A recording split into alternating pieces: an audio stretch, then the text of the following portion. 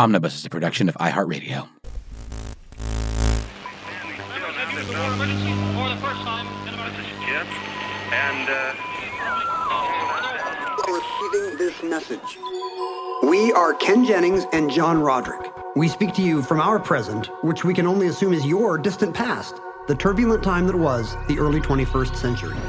Fearing the great cataclysm that will surely befall our civilization, we began this monumental reference of strange and obscure human knowledge. These recordings represent our attempt to compile and preserve wonders and esoterica that would otherwise be lost.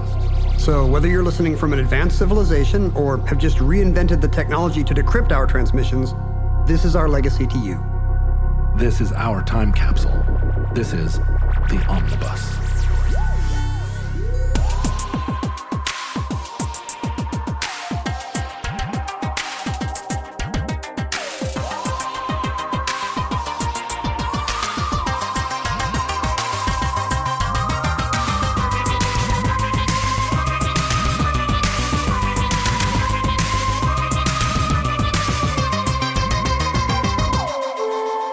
You have accessed entry 634.GE0913, certificate number 26015. Indigo. Whoa, that's a full rainbow. All the way. Double rainbow. Oh my god. It's a double rainbow all the way. Whoa, that's so intense. Do you like rainbows, John? You like a good rainbow? Man. I do. I love a good rainbow. We get a lot of them here in the sunny, rainy Pacific Northwest. Yeah, I was just in Hawaii and there were rainbows every afternoon. So many rainbows in Hawaii, they briefly named the university sports teams after them. Rainbows? They were the Rainbow Warriors. Oh. And at some point, I think in the 80s, that started to challenge their masculinity. Well, you know, rainbows as a sign of LGBTQ culture didn't really come in. That wasn't really popularized until later. Yeah, I think the flag might have been first drawn in the late 70s at some point. Yeah. But, right, like the wider culture didn't realize it was a queer symbol until the 90s. But in the 80s, you definitely had little girls playing with rainbow-themed toys. Their Care Bears and their Rainbow Brights. Now, why would rainbows be more of a little girl culture, like mass culture item than for little boys? I know, when that G.I. awful? Joe is coming out of the jungle and the mist is coming down, G.I. Joe is going to see just as many rainbows as like a unicorn would. The thing about a rainbow is it's the colors. It's all the colors. By definition, it's a full spectrum. Like, boys need to use those colors as well. Yeah, Roijibiv is what they should have called it. Yeah, Roy is a boy. Yeah, right. It's not Rona G. Biv. You could see G.I. Joe poking his head out and just being like, Roy Biv, come on. Did you learn Roy G. Biv in school? You're really rattling that off like it's very fundamental to you. Well, it's funny because my friend Ellen Forney, Name drop. whom I'm sure you also know, is that right? I like her work very much, but I do not know Ellen. Ellen is a comic book artist and a diarist. An autobiographer from Seattle, and she was kind of famously one of the alternative comics pioneers here in the city. And she wrote a comic strip called 7 in 75, which was about her childhood in the 70s. And I've known her since we were both just hanging out at the Espresso Roma every afternoon, smoking unfiltered cigarettes. And I have an original one of her comic pages framed in this bathroom right over my shoulder, which you have seen. Oh, wait, but you don't use this bathroom. You go use the other bathroom. I've been in that bathroom. Anyway, there's a comic right there about Ellen's 1970s decision to collect rainbow things as part of her expression of being a 7-year-old girl. And so she collected a bunch of rainbow stuff, and then she got sick of it and decided to throw all her rainbow stuff away. And then later, when she identified as a queer person and she had to confront the fact that rainbows were now going to be everywhere, they were supposed to be her emblem, but she already had a pre-existing hatred of rainbows from her childhood, it became, well, the subject of a comic book.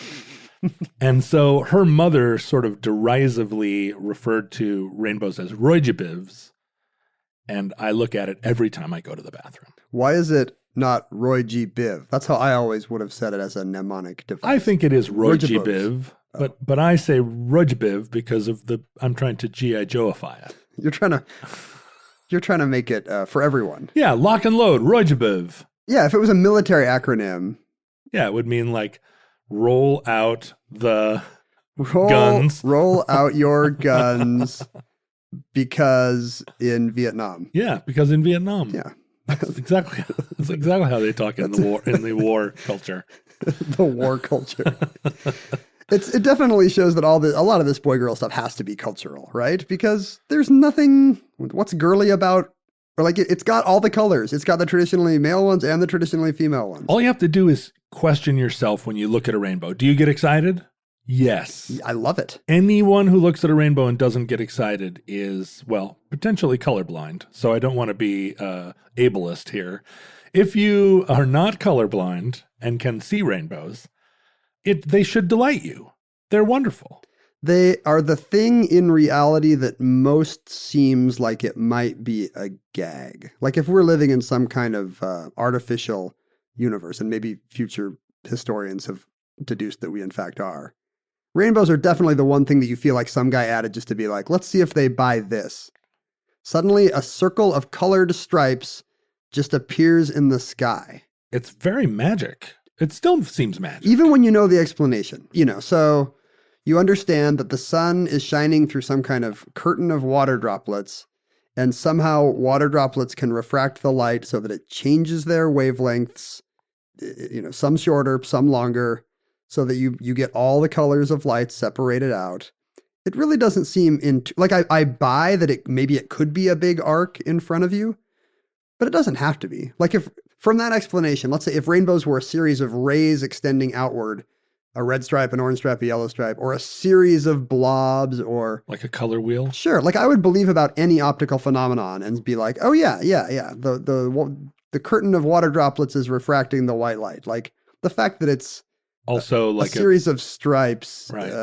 I'm just taking it on faith. Because the curtain of water is acting as a collective prism somehow. Yes. Why is it a collective prism? I don't know. Why? There's got to be hundreds of thousands of raindrops there. Millions. Why are they all just focusing it on one series of stripes? It seems fake. It does. It's some kind of Heisenberg thing. This is my conspiracy theory. It's a cat in a box. That rainbows are fake. Rainbows are the proof that we're living in a artificial digital reality.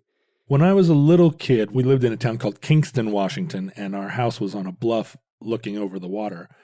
And the rainbows would end, often big rainbows would end right in the water, just tantalizingly offshore. That happens in our current house. Does it? Because we got that view of the lake. Oh, yeah. And when the sun's setting in the west, it's, if it's raining anywhere in northern Seattle, suddenly there's a rainbow that just seems to land in our neighborhood somewhere. And sometimes you can be like, oh, that's Doug's house. Yeah, right. Well, and my mom said when I was a toddler, she had to be very careful that I wouldn't wade out chasing the little end of the rainbow that seemed like I could just, if I could just get 100 feet in front of myself, I would be there. What a poignant way to die, though. I know. He's always chasing rainbows. I wonder until the day he didn't. I wonder how many people chased a rainbow right into some saw blades. They're all drunk Irishmen. Right. They were hoping it would be the pot of gold. Or, that's probably how G.I. Joe uses Rujbas. To lure IRA terrorists? They hide in the bushes and they're like, come on.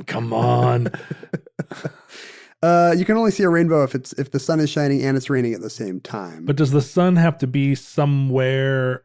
Like, how do you have to be situated relationally? Here's the thing about a rainbow that will make it make slightly more sense. The arc it's making is always part of a circle. It's some segment of a circle. Right. The center of that circle is a point directly opposite the sun compared to you, the viewer. Oh. So the center of a rainbow is always, you can draw a line passing right through the center of your head and it'll connect with the sun. So usually on the other side. you, the viewer, are affecting where the rainbow appears. Usually where the center of the rainbow would be is somewhere deep in the earth relative to where you are, because the rainbow's arc never even completes 180 degrees. It's always some fraction of 180 degrees, meaning the focal point is down under because the sun is up in the sky.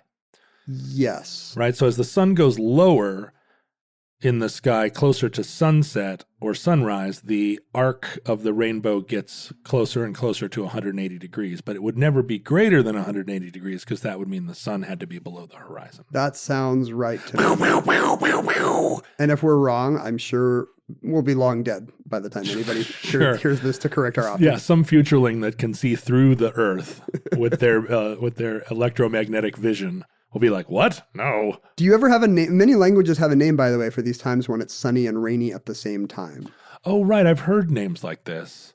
No, it's so commonplace here in the Northwest that it hardly bears. We just call it Tuesday. It's just like, I think in maybe the rural South, there's a series of expressions that are like, looks like the devil's beating his wife. Have you ever heard that? I have heard that phrase, but I didn't know it was about the sunshiny rainbow. Yeah, that's an old wives' tale about when it's sunny and rainy. The devil is beating his wife. Which is odd if you think about it. First of all, the devil is married in this scenario? The devil's not usually married, right? He's a single guy. As far as I can tell, but also... The devil's not on his throne, and then there's another throne with Queen Devil. You would think the expression would mean something good is happening from something bad. Yes, exactly. But the devil beating his wife, even if she's a devil wife, you don't want her to get beaten. Like, where's the joy in this? Where's the joy in this scenario? Maybe you do. Maybe watching a devil woman get beaten is the same impulse as a beautiful angelic woman not getting beaten. You know, it's if you're a noble enough white knight to want women not to get beaten, you should be in favor of the opposite of that, which is evil female devils do get beaten. Yeah, but by more evil, but because the relationship is like between the devil and the devil woman, not between the devil woman and us. We should be against the violence as a matter of principle. 100% against devil violence. I'm against all domestic violence, even if it's in the fires of hell. Yes, me too. Like, those people are all having an awful time in hell with the sulfur and the fire, but nobody should be getting hit as well. No, that's a very dumb Southern phrase. But, they also say wife beaters about that T-shirt. Like, the South is just very interested in domestic violence. All slang in the South is about domestic violence. Remember when sometimes they call a bus a wife beating cube? Beat your kids? Yeah. But there are other words that are kind of like indigenous words, right? Like in the South Pacific?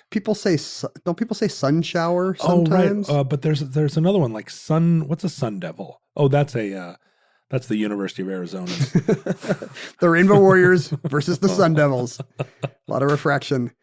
In Japan, there's some kind of a superstition, I think. There's a Kurosawa movie about how that's when the foxes hold their magical wedding ceremonies. So when it's...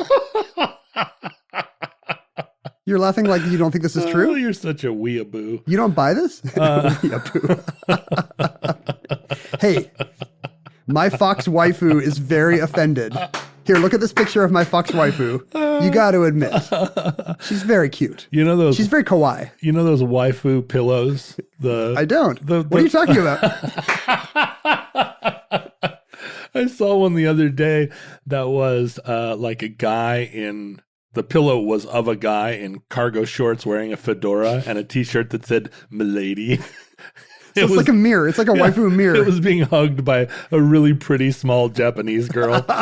And I just laughed and laughed. I feel like a lot of the weeaboo phenomenon is based on that belief that, small porcelain Japanese women do want that. Yeah, they do. And if I can just afford the plane ticket, my life will change. The guy with black socks and high tops. Milady. Yeah, so the kitsune, the magical foxes, get married when it's sunny and rainy both. What if they're already married? Then they just beat their wives. So rainbows. I should say also that it's not the University of Arizona Sun Devils; it's Arizona State Sun Devils. I'm sure a lot of people were already composing. There were about 3 minutes where so many people were angry, but I mean. If they went to Arizona State, they're not the smartest people. That's the thing. You don't have to worry so much about them. Both University of Arizona and Arizona State graduates were like, where are my glasses? Where's my computer? How do you turn this on? It's the Arizona Wildcats, I believe. Oh, because they're, any team that's in the Final Four a lot, I will know the mascot. What is the weather phenomenon where wildcats get married? That's what I'm interested in. Wildcats don't get married. They can't be contained like that. You can't hold them down. You can't nail their tails to the porch. But rainbows do exist, apparently, even though I'm a little skeptical. Hmm. And they're an evidence of the fact that white light can be refracted and the wavelengths change such that white light is a combination of all the colors. And White heat, white light? Right. It's heroin, actually. You can only see rainbows if you're on heroin. Well, that explains why I see so many rainbows. And we can all see this phenomenon with, soap bubbles or, little bits of crystal. Anytime you can see light get reflected into all the colors, you can kind of intuit that if you know what's going on, you can intuit that the white light is somehow getting separated. The first person to prove that you could recombine all those different colors back into white light was Isaac Newton. Yes, I got it. In Under the Wire. I hit the buzzer. I got it. It's really buzzer technique, more than even knowing the answer. It's 100% buzzer technique. That was very good. I got aced out there. Was it a daily double? Did I get the daily double? It was an audio daily double. Here, I'm going to do an impression of Sir Isaac Newton. You have to tell me who this is. Okay. What? An apple just fell. Who is Isaac Newton? It's very good. Yeah, thank you. In his treatise, circa 1700, early 18th century treatise, Optics, he talked about these rules of light that he had developed. And that he developed or that God developed? And he discovered. God developed when Noah saw the rainbow in the sky. God just improvised. It's like, I got to show Noah something really good here. So God makes a rainbow. God's like, I'm going to show him every color, even colors that these, Bronze Age weirdos don't have yet. And it was a less colorful world in the ancient world, like think how much more vivid rainbows were in a time when you never really saw pure reds and blues and whatnot, except in wildflowers. So colors in the ancient world were really prized, right? The ability to actually create through some means like a pure red or a pure yellow. These were, dyes and stuff were trade goods. And this is why purple was the color of royalty. Right. Right? Because you couldn't make a good purple with European stuff. You needed these sea snails that had both kinds of enzymes in them, and they would only come from the Far East or the Near East. So, if you couldn't get purple from Tyre, nobody had purple. And so it becomes a sign of wealth. The same with blue. The reason why we say royal blue is because medieval Europe couldn't get good blues. They had to use a yellow flower called a woad, which is the most Anglo-Saxon word ever. Woad. If you want your jute to be blue, you need woad on your jute. Yeah. But it wouldn't make a very good, because it's a yellow flower. You have to dry it out and hammer it into a powder, and then it makes kind of a bluish thing, but it's kind of a bluish, greenish thing. Like what you want is the blue color of a blue 70s toilet bowl. Yes, I do want that. Do they still have blue toilet bowls? No, right? Well, you can custom order them from only a couple of companies have continued to make like pink and blue sinks and toilets. But I don't actually mean the appliance. I mean when you put the thing in to make the water a really vivid blue. Oh, that stuff. Does that even exist? What was that called? Tidy Bowl, right? Was Tidy Bowl blue?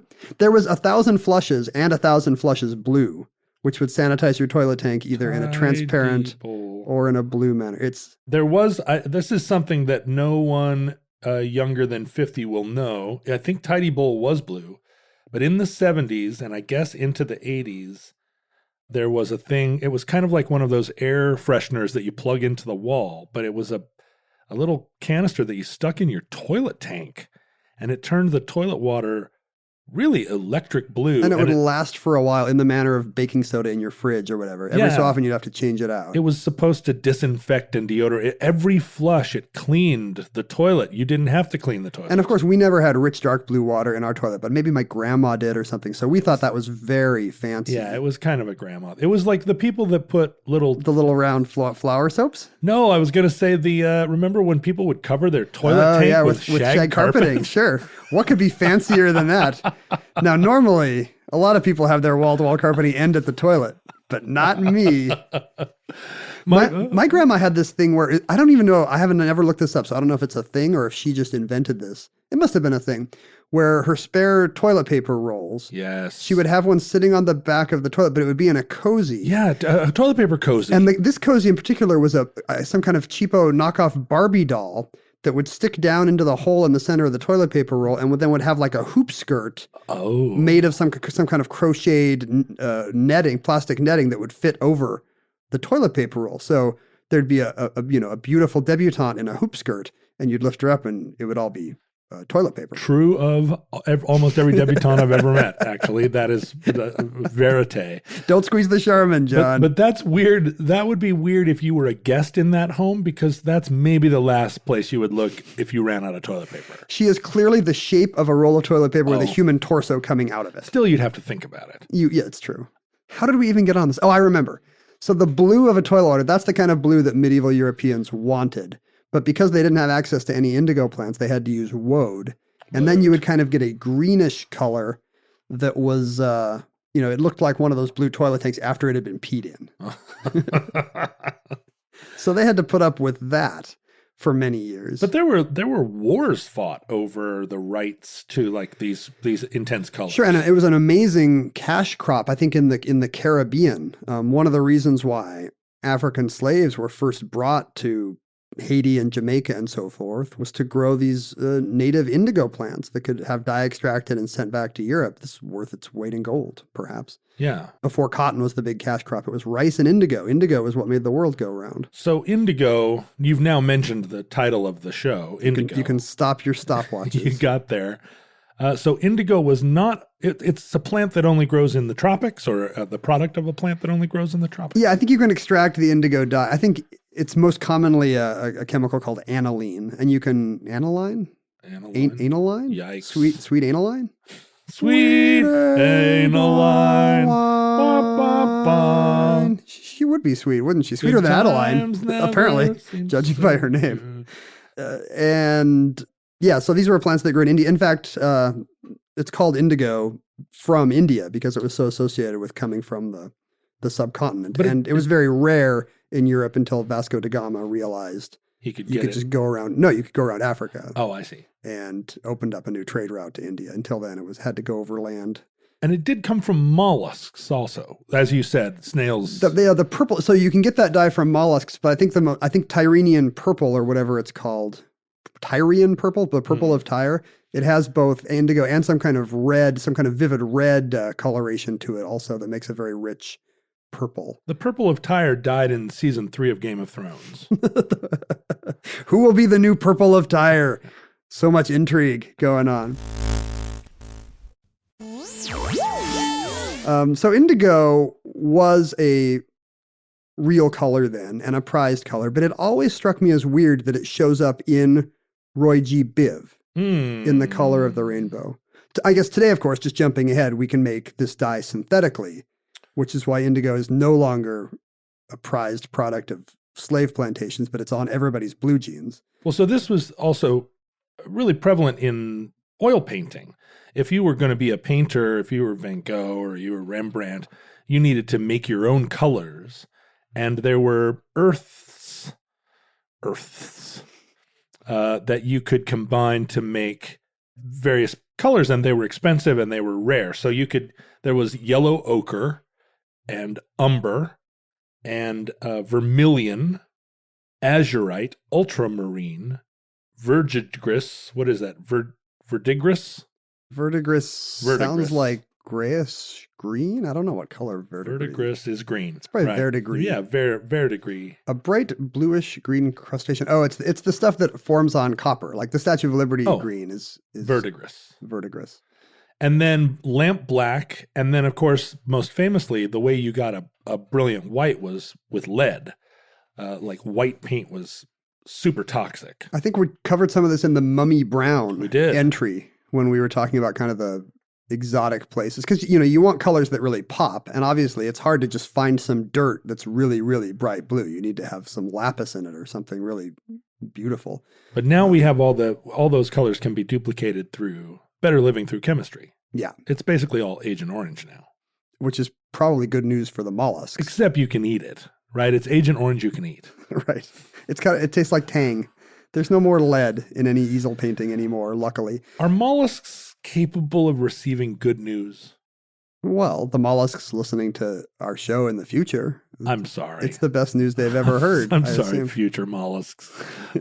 I didn't mean to denigrate your They all crept intelligence. back into their shells when you insulted them. It's okay, guys. You can come out. It's safe now. I remember as a kid learning about Roy G. Biv and thinking that it was a little bit iffy, that I in if, because I don't think I had ever heard the word indigo before, not being a 16th century Haitian plantation owner. Red, orange, yellow, green, blue, Mm-hmm. indigo, violet. And they just try to pass it off. Like, here are the 6 normal colors, like they have Play-Doh of it and, smelly pens of it. Yeah, red, orange, yellow, green, blue. We all know those. Violet or purple. But then they're just trying to sneak in this other made up one. And it seems like maybe they needed a new vowel to make his last name work, Indigo is just blue. So indigo is always explained to me as a bluish purple. And that bothered me because we don't put in reddish orange. Sure. Or orangish yellow. Crayola crayons always came. So when color theory was explained to me as a kid, and this was vastly oversimplified, kids get taught that there's 3 primary colors, right? Red, yellow, and blue. And then by mixing those, you can make, this is on the back of the Play-Doh cans, you can make 3 other colors. You mix red and yellow and you get orange. Between yellow and blue, there's green. Between blue and red, there's purple. So that gives you Roy G. Biv. But there's no indigo because that would be another layer. That would be the hyphenated Crayola crayons like blue violet or orange red. Speaking of blue violet, David Lynch just recently was quoted as saying that the primary colors were a myth, that we were all duped into believing there were 3 primary colors. And when the interviewer asked him to explain, he said no. Well, he's not wrong. I don't want to put words in his mouth. I don't know what he was thinking of, but there is scientific reason to say, yeah, the primary colors that we were taught are a myth. So what is biologically true is that you have 3 kinds of color photoreceptors in your eyes. You have 3 cone cells, one that's very good at seeing the wavelengths of red light, one that's very good at seeing the wavelengths of green light, and one that's very good at seeing the wavelengths of blue light. Mm-hmm. And so when you see a yellow object, you don't have a yellow cell in your eye. What's happening is that it's... rods and cones. Yeah, right. The red and the green cones are kind of faking yellow for you. Like you're seeing both red and green, and those wavelengths combine give you, if you were to shoot a red light and a green light at a wall, you would see yellow. So wait, green is a primary color and yellow isn't? Of light, red, green, and blue are the primary colors because it's additive. You add red and green and make yellow.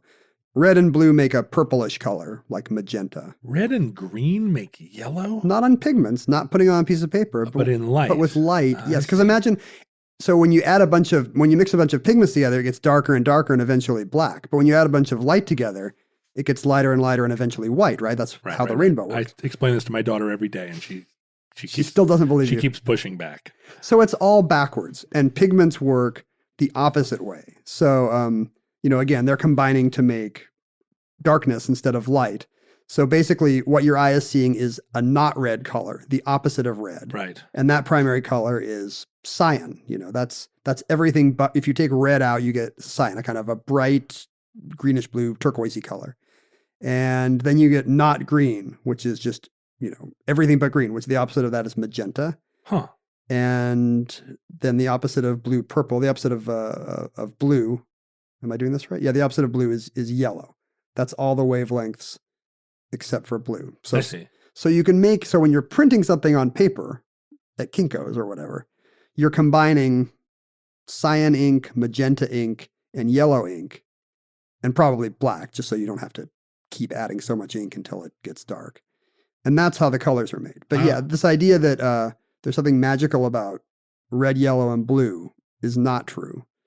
And you can define color spaces in other ways. Like, we define our computer monitors in terms of red, green, and blue, but you could also use 3 other numbers. You could use hue, saturation, and value or lightness to show, here's how intense the color is, here's how bright it is, and here's, its character wavelength wise. You could describe colors in a bajillion different ways. Is the dress gold and white, or is it blue and black? So that's kind of the mysterious internet dress is a manifestation of something that we see when we look into history, which is that a lot of color, the wavelengths that meet the eye are based on math. But how the eye interprets them, there's a whole lot going on there. And a lot of it is actually based on context, and a lot of it's based on culture. Not every culture categorizes colors the same way. Or even acknowledges a difference between blue and green. Right. So famously, a guy wrote a book in the 50s about how there's a blue-green distinction that is not made in a lot of cultures. And the word gru is often used for a culture that just has one word that means both blue and green. And I always thought this was crazy. Isn't a gru also like a bad thing that kills you in Zork? Or that comes into Edward Gorey stories? Doesn't the gru take Samantha away? You can't see the gru because it's dark. But if you could, it would be either green or blue. We've talked about this, I think, maybe in the Mummy Brown episode, about how this intrudes into the peace in my own family. In what way? Well, my dad had a Chrysler. It was a Chrysler, what was it? A LHX that was a color that I felt was green and that my mother was certain was blue. Or maybe it's the other way around. Maybe I called it the blue car and she called it the green car. Anyway, we never could agree. And then when my daughter was born, she, as soon as she could talk, started to, not because she had been prompted, but she just naturally saw the car the same color that I saw it. But everyone else in the family sees the car the same color that my mom sees it. So my daughter and I are on the wrong side of the blue-green argument as far as my family is concerned, although I know for a fact that I'm on the right side, except I don't remember whether it was blue or green because the car's gone now. They seem like it always seemed odd to me because on paper, it seems like these would be the two colors that any culture would have to distinguish. Sure. One is sky and water, and one is plants. Like, it's the two colors that everybody is going to see the most of. How have you conflated them? And how have we? It turns out that there's some pretty good research that if cultures have words for colors, they will always start with the same four, which I think are like red, black, white, and yellow. Like, those are the first four you have. And then if you have another one, it's blue or green, and then you start to distinguish between them. And you might not even do that until you have a few more, like brown, gray, and pink, for example. My friend Mike is blue colorblind or some kind of pretty severe colorblind. Red, green, that's common. Yeah, red, green colorblind maybe, where he will he'll take pictures of his outfits and send them to me and go, is this okay? Does he do this every day? No, but like, he's getting dressed. Because John, pick up. I need to get out of the house. Because Mike is very metal, he just decided at a very early age that he would just wear black.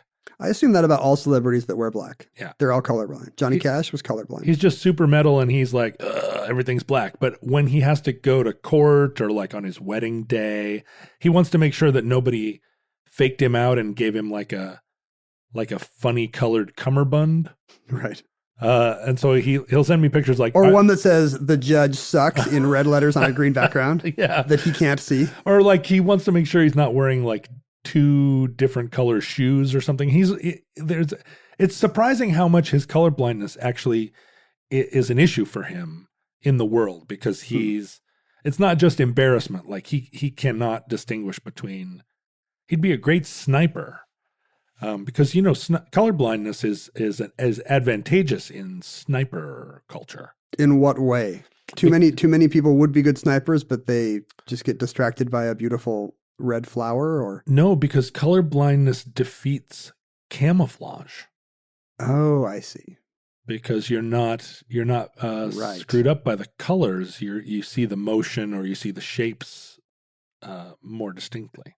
So many disabilities are like that. They're just they're just opportunities turned inside out. Yeah, you just need to find the place where the way where you can kill people as a result of your handicap. Your thing is an advantage. Rojabov, get him. So the cultures that don't have separate words for green and blue include the ancient Egypts. Yeah, the old Egypts, as I call them. The Lakota Sioux, and pretty much all the East Asian cultures. The early Chinese had one word, Qing, for green and blue, and it's the same character in old-timey Japanese. It's Ao, and same in Korean, and it's only recently with, kind of Western influence and the need for, more technical specificity in certain fields that people have had to say, okay, here's a new word and it really means, the green of emeralds. Or is it the a blue of the sky. hyphenate? Do they say Ching? Yeah, in a Dao lot or something? in a lot of cases, yeah, the old word gets modified. So you have a very long word for blue and a very long word for green. That's not true of every culture. A lot of times it's just a lesson in the fact that cultures categorize colors differently, and that kind of affects your mental color space. Russian has 2 words for blue. They have light blue and dark blue. They've got goluboy and sini, and that's, like we think of red and pink as 2 different colors, whereas we think of light blue and dark blue as categories of blue. That's just a linguistic accident. It doesn't really have anything inherent to do with the colors. In Scots Gaelic, they have 1 word that means pale green, uain, and 1 word gorm, which means darker green or all blues. Dark green or all blues. Yeah, they just decided to draw the line in a weird place. Wasn't Gorm the dragon in The Hobbit there and back again? No, that was Glorm. Smog. Oh, it was Smog. No, but there was another worm. There was some other worm, W-U-R-M. Maybe this is just a worm that only you could see. Gorm. Did you ever talk to a worm named Gorm during your White Light, White Heat era? Gloin, son of Glorm, son of Gorm. So you're saying that Gloin maybe Gorm is a grandson of a dragon in your headcanon. Do you think he was conflicted when they went to kill the dragon? Is he like half dwarf, half dragon? That's not that unusual. Yeah, he's a dwagon. Yes. From Dungeons and Dragons. It's Elmer Fudd's D&D campaign. That wascally dwagon. So this all affects how these ancient cultures see rainbows. Oh, right. The ancient Greeks would say that they only had the 4 colors. That's why Homer's always talking about the wine dark sea. Yeah, he sure does say that a lot. They had kind of one darkish color, and it worked for everything. Wine dark. And that's the thing. When you look at the sea, that is maybe he's talking about the darkness, which the sea can be as dark as wine, but it does not look like wine at all. Sure. You're reacting to the grade. The I guess the value of it, right. Not the hue. But the freaking Iliad is like 1/8 wine dark sea. It just he says it over and over. You know who really fixated on this was 19th century British Prime Minister William Gladstone, who also fancied himself a bit of an amateur, natural philosopher and linguist. Gladstone again. Yeah, I don't know what Disraeli thought about Homer, but Gladstone was thought he had discovered that the Greeks' brains must have worked very differently from ours because Homer's talking about color so differently. And in fact, in the Iliad, there is a reference to a rainbow that's just 1 tone. It's purple. A purple rainbow. It's got that bright color we all know, rainbow purple, in it. Mm-hmm. Whereas later, in a later Greek period, Aristotle thought he saw the rainbows having 3 colors, some red, some green, and some violet. And so that carried over into medieval Europe as well. In Islamic traditions, there's 4 colors corresponding to earth, air, wind, and fire. So a lot of it just comes with what the viewer sees. So looking at a rainbow, they only perceived 3 colors, and all the rest was just interspecies. It was... Yeah, and here's the thing, they're not wrong. If you look at the actual wavelengths of light that make up the rainbow, they are not equally distributed into 7 categories, the ones Newton came, or the 4 that the, early Islamic Arabian natural philosophers saw, or the 3 that Aristotle saw. The bandwidth of red is fully 115 nanometers in wavelength. Oh. That's the range of wavelengths that will give you red light. Nanometers? I guess if we're going to say kilometer, we should say nanometer. I like nanometer. Okay, nanometers. That's 5 times the amount that makes up, that's almost 5 times the amount that makes up yellow. There's only a range of 25 nanometers in light wavelength that will give you yellow, whereas red is 5 times that, and all the colors are somewhere in between. It's funny when you look at I'm looking now at a really exaggerated rainbow photograph, not digitally manipulated, but just it was a hell of a rainbow that day type of photograph. Are you looking at your Trapper Keeper from second grade? I have that, I swear to you, somewhere around here. But I see now that, yeah, the yellow looks like it's as big as the red, but really when you look at it, it's an awful lot of orange. Yeah, orange is 35 nanometers, and yellow is less. Green and orange are both wider than yellow. We think of yellow as a primary color, so we assume it must be well represented there. But in fact, there's a very narrow range of light, of visible light, that will actually give you yellow. It's maybe the boldest, because it's situated in the middle of these dark colors. It's exaggerated in its importance. Right. And it is kind of possible to see two different blues. It is. So there's today we would probably say cyan, kind of this bright, intense greenish blue. There's about 20 nanometers of the spectrum of wavelength that'll give you that. And then there's 65 that'll give you kind of a deeper ultramarine, kind of a more ocean color. And, we're talking to future creatures who might see the rainbow completely differently. Like even in our time, a bird or a bee would see another stripe to the rainbow. They would see ultraviolet. Right. Out to the side. And a snake or a salmon would see the infrared stripe because they can see infrared light. That's how they killed bin Laden. So I have a lot of shirts. Because good to know. I'm a thrifter. Moving on. And I'm always curious. I'm always changing how I arrange my shirts in the closet. And I often decide to do it by color. And so I set out to arrange the shirts according to a rainbow. You wanted to make a nice spectrum with distributions. I used to do this to my Crayola crayon box. But the problem is that shirts don't all have just normal colors. There are a lot of shirts that are tan or sort of tangerine. If you're like me, you have shirts that are 15 to 40 different colors of pink. You got olive, you got your mulberries. Right. And so arranging them in a rainbow is very difficult because some of these colors, I don't know whether it's a green yellow or whether it's a green brown. And so you should call Mike and have him use his sniper powers. Well, no, I mean, he would disregard color. And he would only see three colors. He'd be like a medieval rainbow chaser. He could see past that and get to the heart of how your shirts should be organized if you weren't distracted by color. I see. He'd be like the sniper / closet organizer. I mean, and this is, I can't even get into the fact that a lot of my shirts are plaid.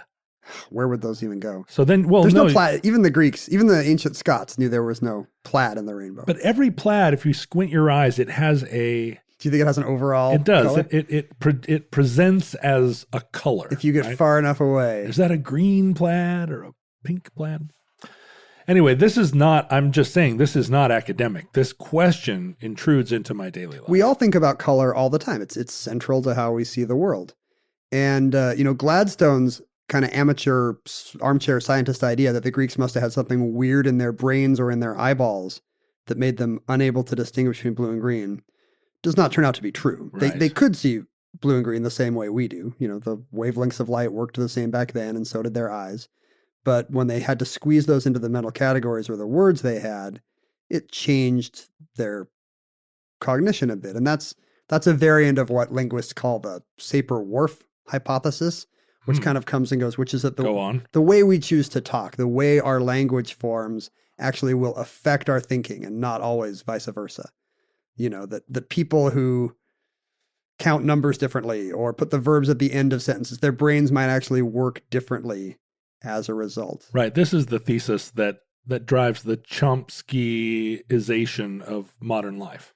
Yeah. And when it comes to colors in particular, I think a lot of the findings are kind of dubious, but when it comes to colors, you can see some evidence of this in action. There's a famous study that was done with, I think, these Namib people of southwestern Africa. It's a language where I think blue and green that has a single word, but then there's also a bunch of different words for different types of green. And sure enough, when you have these people they're much better, they're faster at picking out a different, two different greens than they are from picking out a green from a blue. And I think there's a similar test done with Koreans. That's another language that until recently has just had one word for green or blue. And they've actually found that it works differently with different eyes. If you cover, the speed at which they can distinguish between a green and a blue varies with which eye you're covering. And that may have something to do with which half of the brain mediates language, is the theory. So, these are small distinctions. They can, often it's misreported and it's presented as these African people couldn't actually tell this green and blue apart, but can you tell these two greens apart? They could. That's not true. They could see the difference. It's just that they were faster to see the ones that mapped to their mental and linguistic categorization. This sort of linguistic relativity hypothesis. I bet it bugs you. Well, the most famous version of it is that Eskimos have 200 words for snow, right? Which ends up not being true and ends up being kind of, it was meant to elucidate or to increase our knowledge of different culture, and it ends up being one that obfuscates. Kind of exoticizes them. Yeah, right. Does it offend you as an Alaskan? No, but as we've implied, right, the linguistic relativity hypothesis has in recent decades extended to become like just the general sort of cultural relativity hypothesis. Yeah. That does, I think, over time, like maybe not stand up so well in a brisk wind. So when Isaac Newton first got his prism working and displayed a rainbow, a wheel of colors on his wall, he originally marked down 5 colors that he could see. He saw red, yellow, green, blue, and violet. Missing entirely. He left out orange and indigo. Right. He hated vowels. I actually know a guy named Indigo. Is that true? I was kind of courting a young woman several years ago who was sort of prominent in the Seattle rock scene, and she ended up preferring indigo to me. And not the color. No, the man. And now Indigo is her husband, and they have a beautiful family. Does she call him Indy? I don't think so. I'm Indy, not sure. Throw me the whip. She doesn't talk to me about him that much anymore. But Indigo, he's still, it's not that he looms large. It's just that he... Is Indigo our age? He is, yeah. Because there's this, do you know about this new age phenomenon associated with the color indigo? No. Kind of very spiritual 70s people worried about their auras are convinced that a new generation of indigo children are being born who have all kinds of special powers ranging from just increased empathy to actual straight up superpowers like telekinesis. People are strange when you're a stranger. I don't think there's any data to bear this out. Faces look ugly when you're alone. It might be a way to, I guess it might be a way to frame the increases in certain kinds of learning disabilities or autism, I guess. Like if you're going to choose between not vaccinating your kid or just saying he's a special new indigo star child.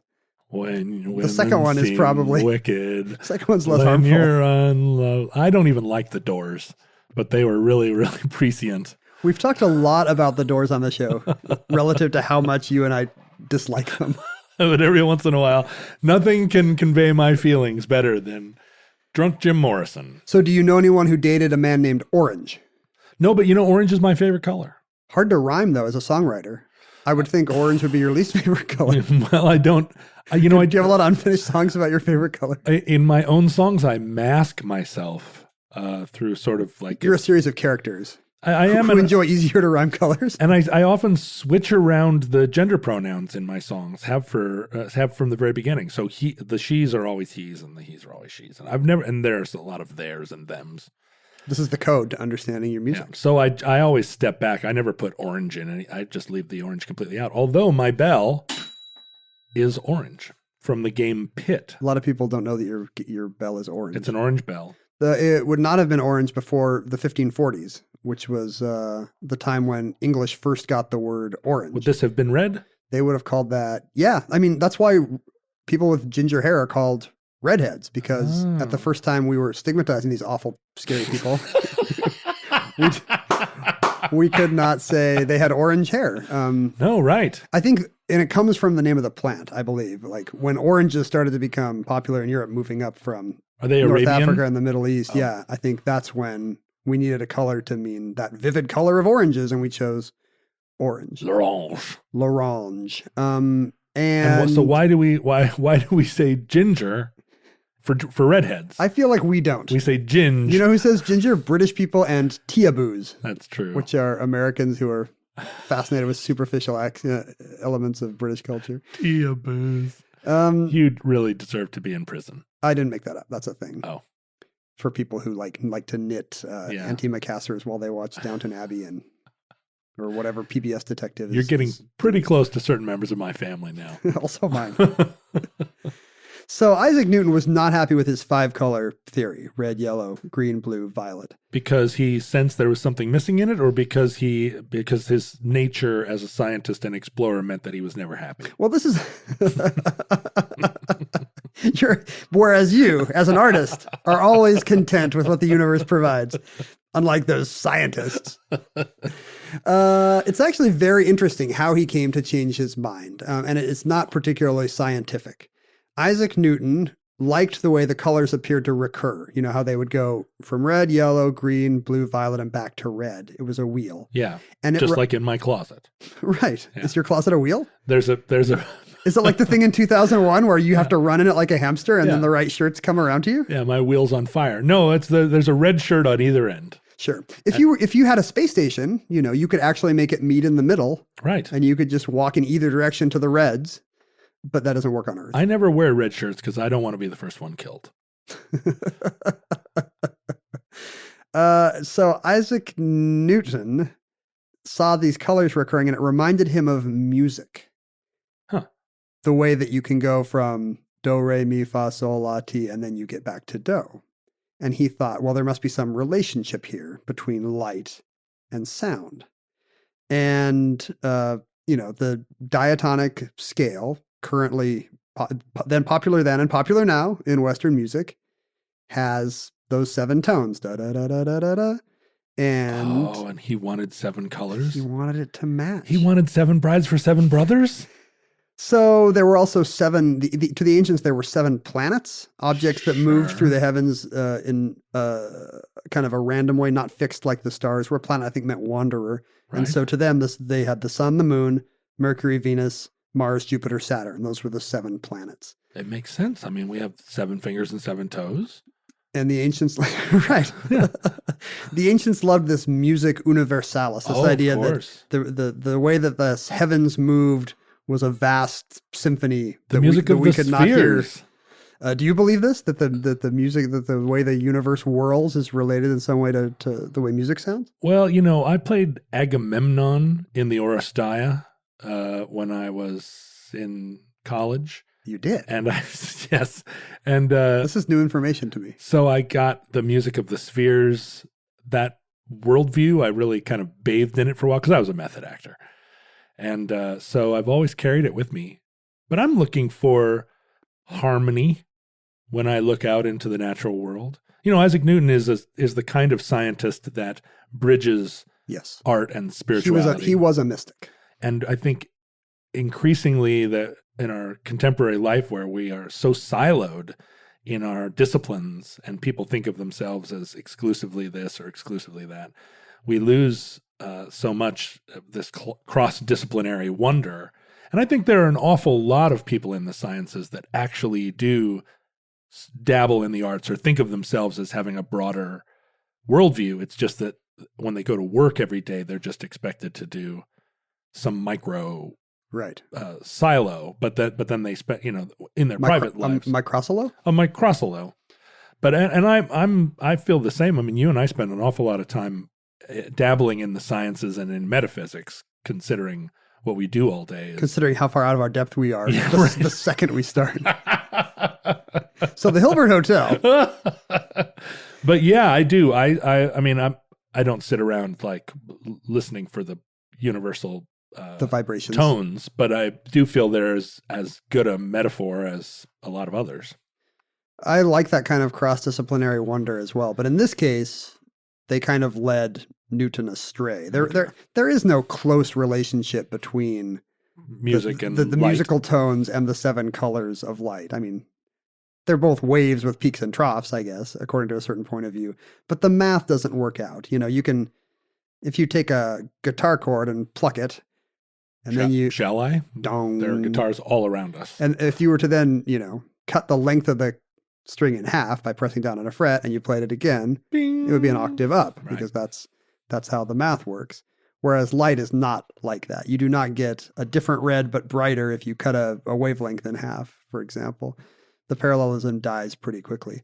But Newton was convinced that there must be 7 because that would match the heavenly spheres and the musical tones.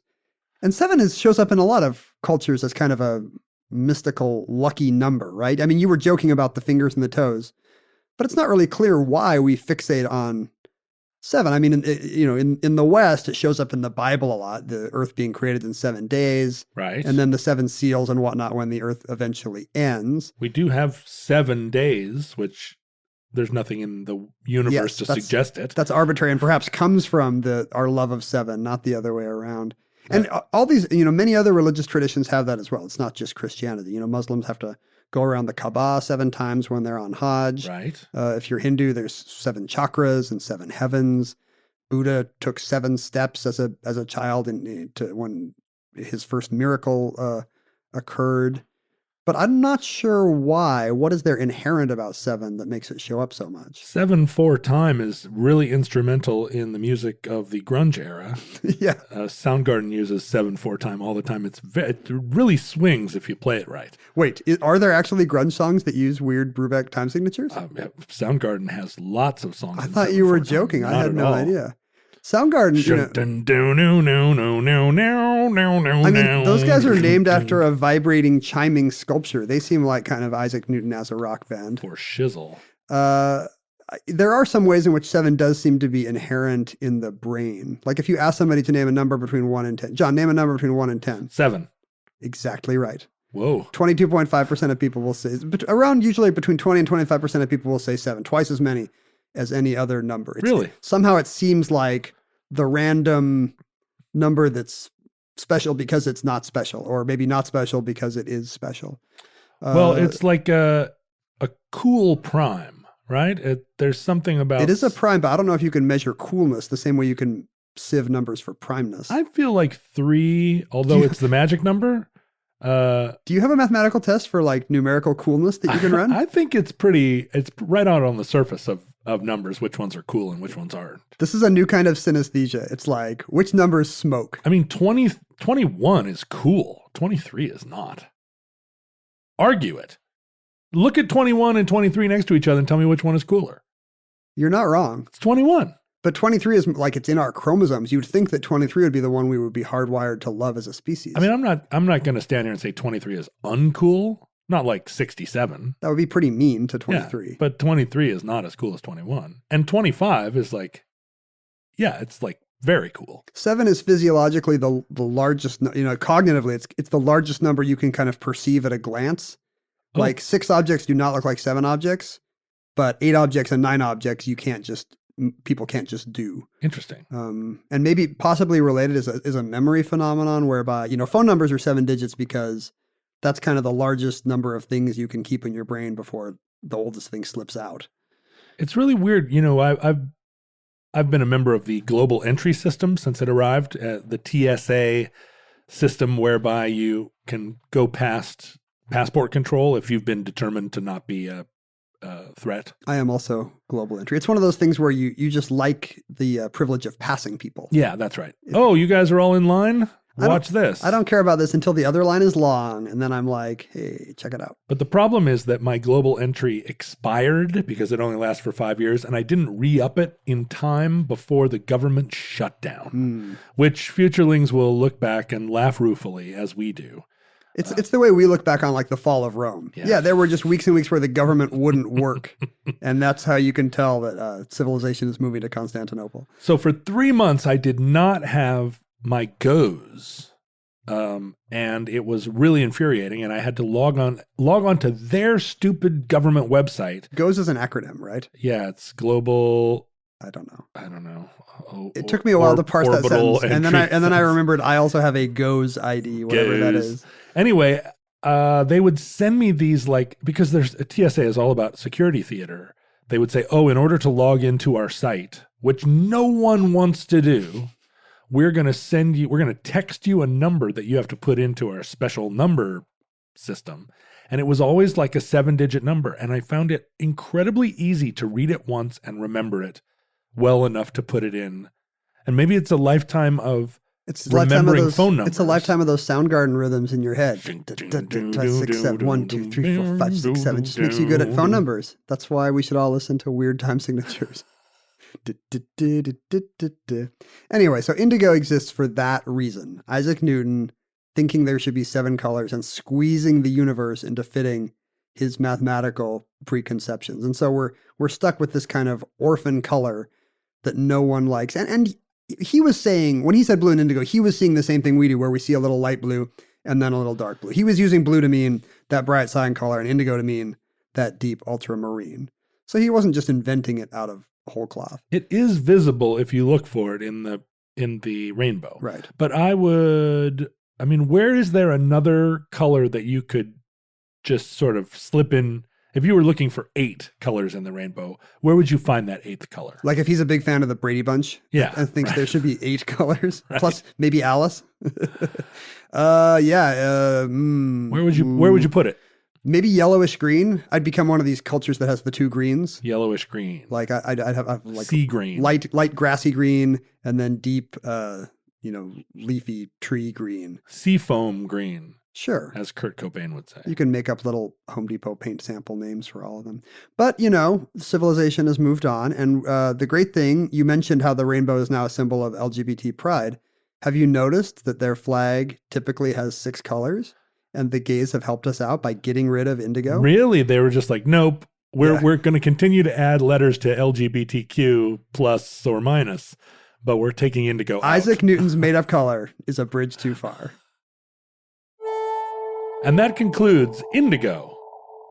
Entry 634.GE0913, certificate number 26015 in the omnibus. Futurelings, we hope and pray that social media does not exist in your era. I was just gone for a week and I came back and turned on my phone and social media was waiting for me. What if social media is like rainbows, the improbable thing that lets you know that somebody's effing with us? More and more people on social media have started to say, I'm trying to make social media fun for myself. Please stop telling me I'm doing it wrong.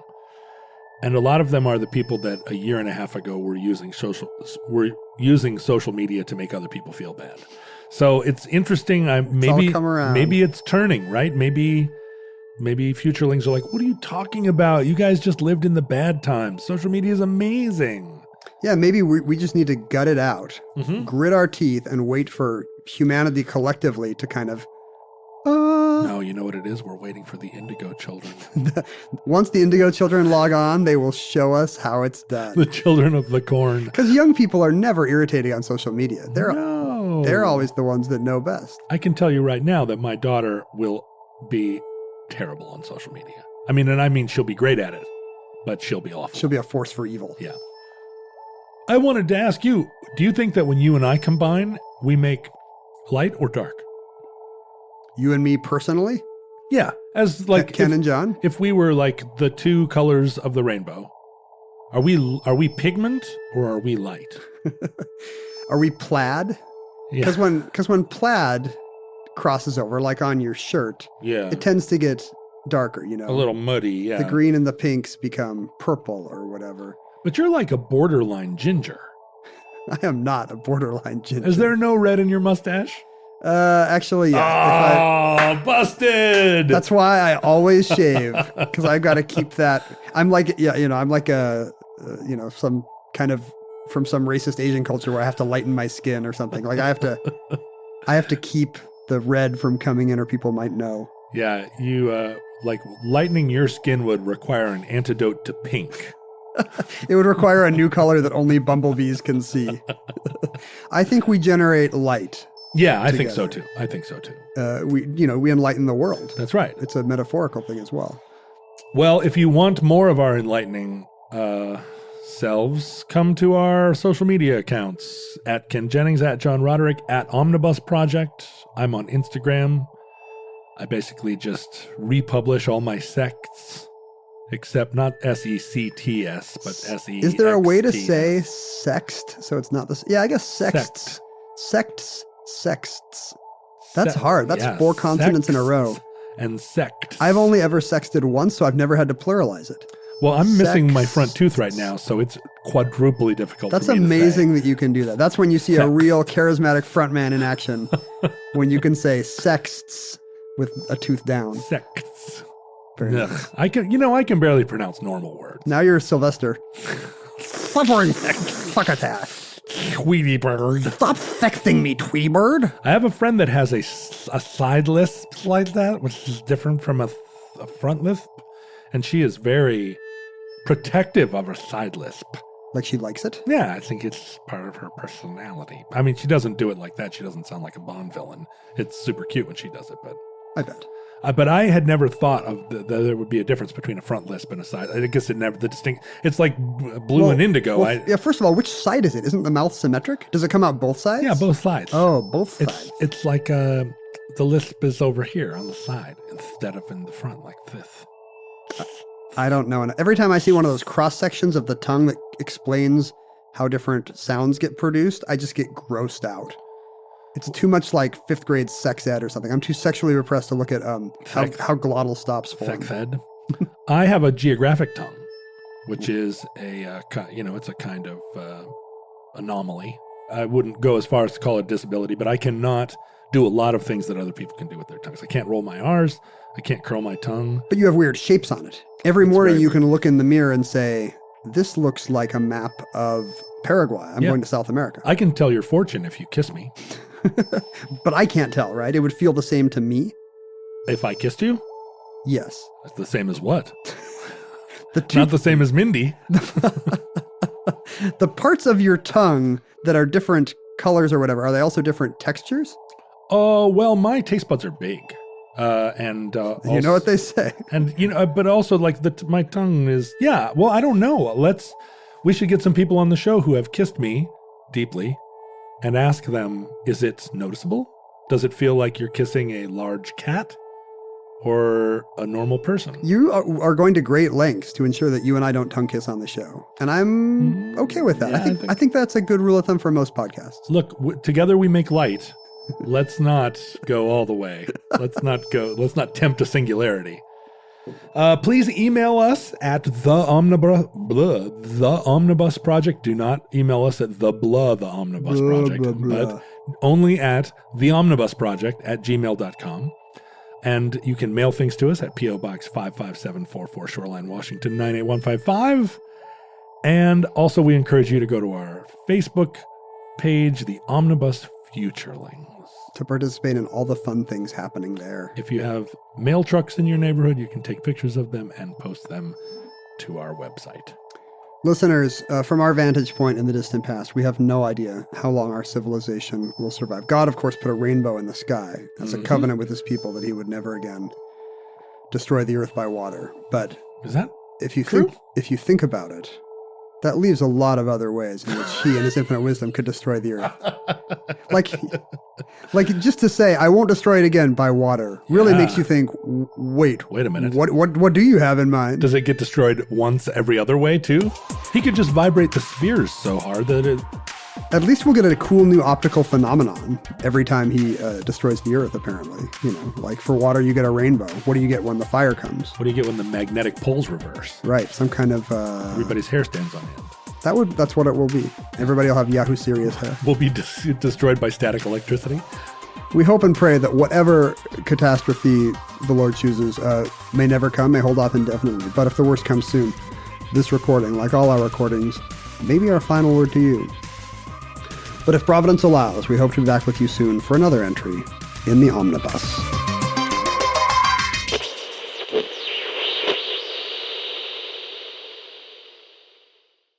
Omnibus is a production of iHeartRadio.